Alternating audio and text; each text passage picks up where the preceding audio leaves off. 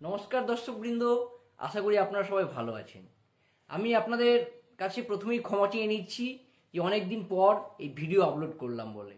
Actually আমার শারীরিক অসুস্থতার কারণে আমি কিছুদিন ভিডিও আপলোড করতে পারিনি বা ভিডিও করতে পারিনি, তাই আমার এই ভিডিওটি আপলোড করতে একটু দেরি হয়ে গেল।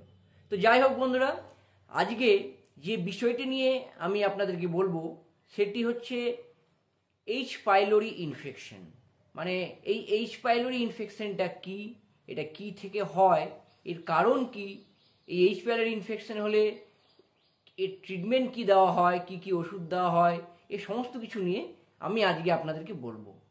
তো সমস্ত তথ্য জানার জন্য এই পুরো ভিডিওটি দেখতে হবে আপনাদেরকে। আর ভিডিওটি যদি ভালো লাগে তাহলে অবশ্যই একটি লাইক দিয়ে দেবেন, আমার এই চ্যানেলটিকে সাবস্ক্রাইব করে দেবেন। আমি ফার্মাসিস্ট পার্থ সারথী ঘোষ, আর আপনারা দেখছেন আপনাদেরই চ্যানেল মেডিটক স্টুডিও। তো চলুন বন্ধুরা, আজকে কিছু নতুন জানা যাক।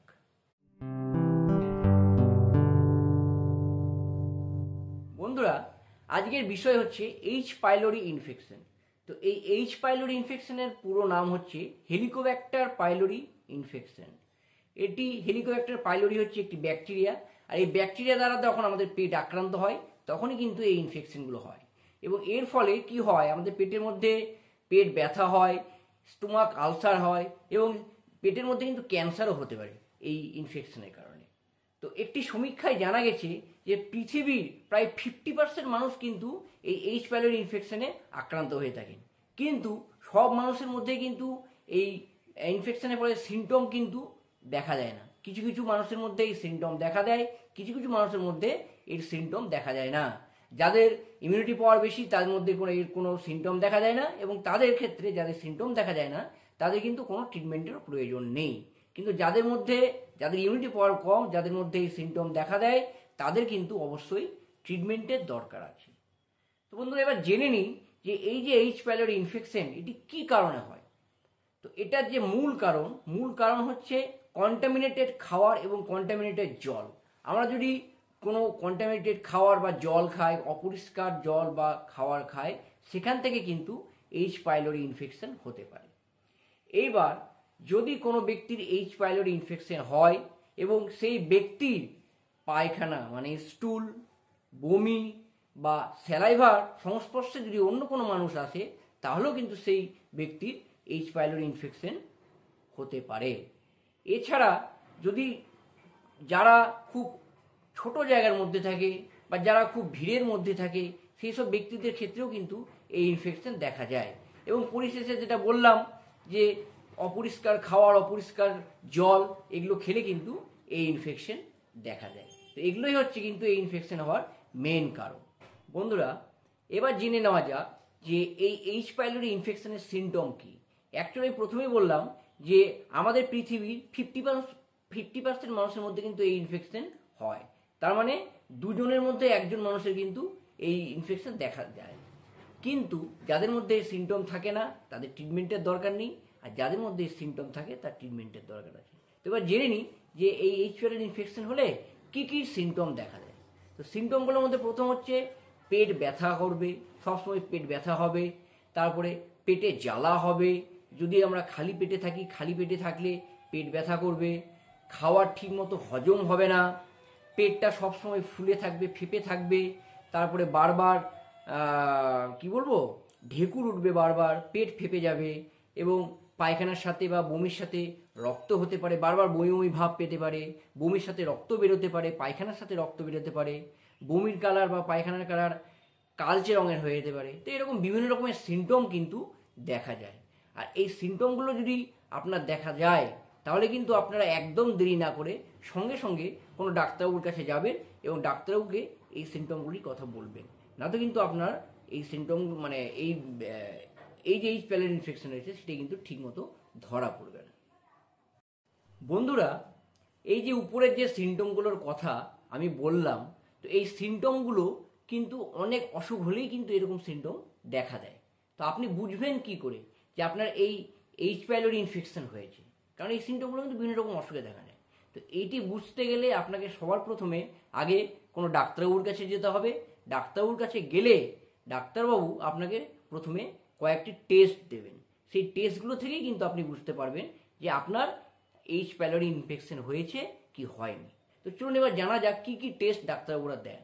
প্রথমত 1 নম্বর হচ্ছে ব্লাড টেস্ট। ব্লাড টেস্টে কি হয়, ব্লাডের মধ্যে যে এইচ পাইলোরি ব্যাকটেরিয়া থাকে তার এগেনস্টে যে অ্যান্টিবডি তৈরি হয়, সেই অ্যান্টিবডি কিন্তু ব্লাড টেস্ট করলে আমরা ডিটেক্ট করতে পারি, এবং অ্যান্টিবডি ধরা পড়লে আমরা বুঝতে পারবো যে মানে আমার এইচ পাইলোরি ইনফেকশন আছে। 2 নম্বর কি, 2 নম্বর হচ্ছে স্টুল টেস্ট। তো ব্লাড টেস্টের পরে ডাক্তারবাবুরা আপনাকে স্টুল টেস্টও করতে বলতে পারেন।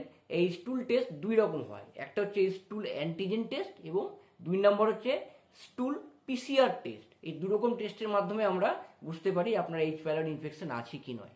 তবে স্টুল পিসিআর টেস্ট যেটা, সেই টেস্টের একটি উপকারিতা বা লাভ হচ্ছে যে এই স্টুল পিসিআর টেস্ট করলে আপনারা বুঝতে পারবেন যে এইচ প্যাইলোরি ব্যাকটেরিয়ার এগেনস্টে যেসব ড্রাগ আছে, মানে কি কি ড্রাগ রেজিস্ট্যান্স আছে এই এইচ প্যাইলোরি ব্যাকটেরিয়ার এগেনস্টে।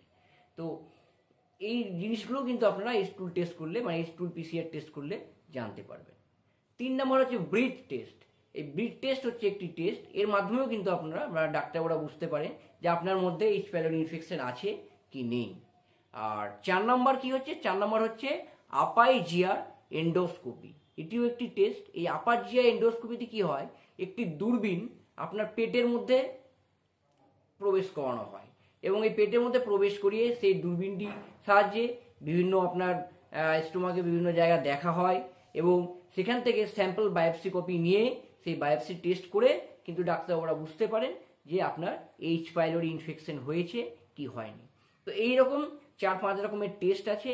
এই 4-5 রকমের টেস্ট করে ডাক্তাররা কিন্তু শিওর হন যে আপনার মধ্যে এইচ পাইলোরি ইনফেকশন হয়েছে কি হয়নি। এখন যদি এই টেস্টের পর কারো এইচ পাইলোরি ইনফেকশন ডিটেক্ট হয়, তাহলে তার কি ট্রিটমেন্ট আছে।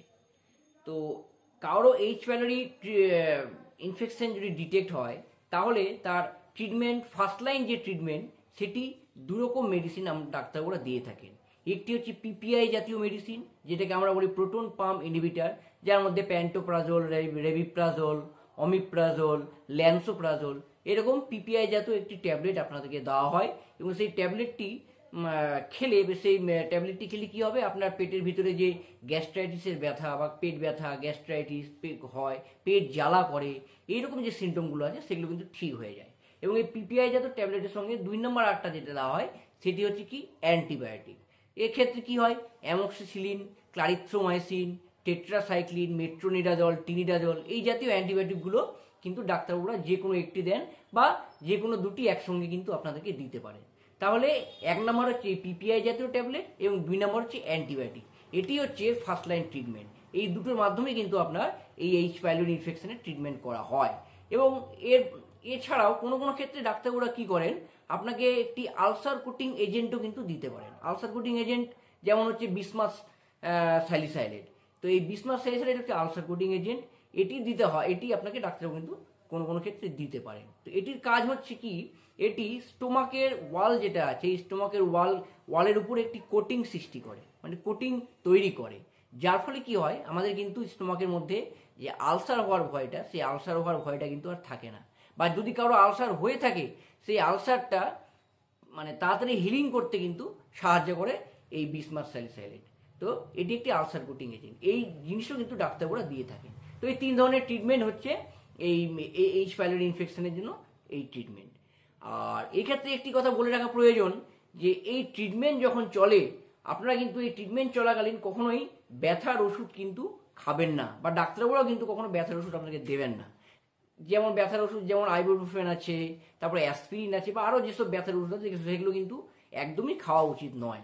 কারণ সেই ব্যথার ওষুধগুলো যদি খাওয়া হয়, তাহলে কিন্তু কি হবে, স্টোমাক ইরিটেশন তো হবেই, তাছাড়া স্টোমাকের ওয়ালেও কিন্তু বিভিন্ন রকম সমস্যা হতে পারে, এবং এর ফলে আপনার এই পেট ব্যথা বা আরও যে সমস্যাগুলো ছিল সেগুলো কিন্তু বেড়ে যেতে পারে।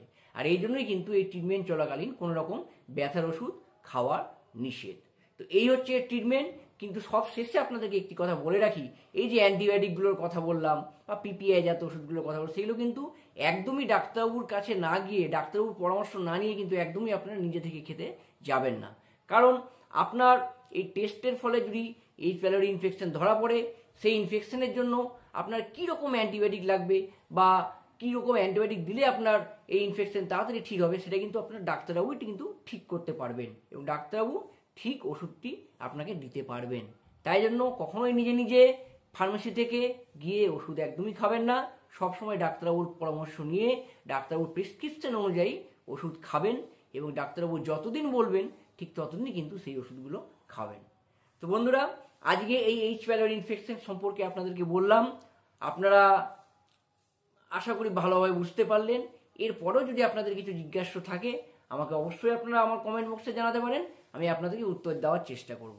আর এই ভিডিওটি যদি আপনাদের ভালো লাগে তাহলে অবশ্যই একটি লাইক দিয়ে দেবেন।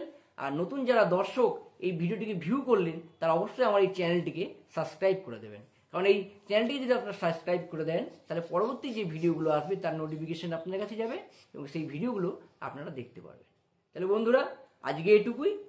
নমস্কার।